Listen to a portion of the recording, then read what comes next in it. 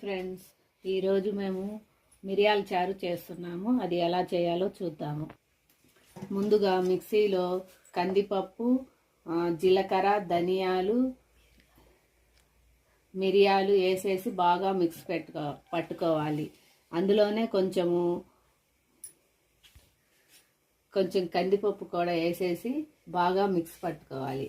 బాగా మెత్తగా అయిన తర్వాత అందులోనే కొంచెం అల్లం వెల్లుల్లి వేసేద్దాము. వేసేసి మిక్సీ పట్టుకుందాము. మిక్సీ పట్టుకొని దేక్షాలో వేసేద్దాము.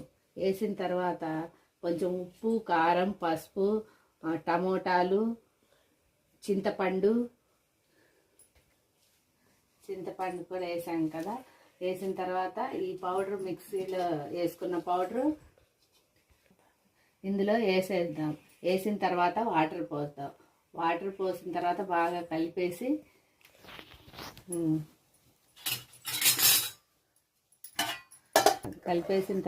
బాగా మరగనిద్దాము.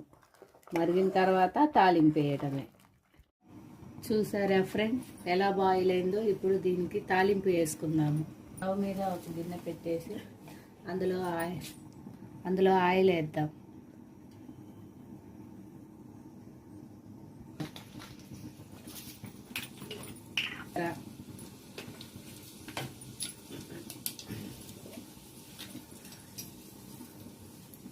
కొంచెం తాలింపు గింజలు,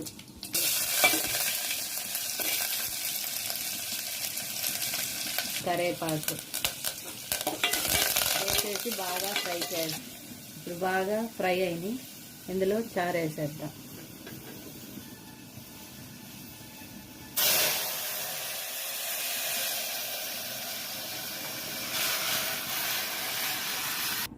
చూసారా ఫ్రెండ్, వేడి వేడి మిరియాల చారు రెడీ.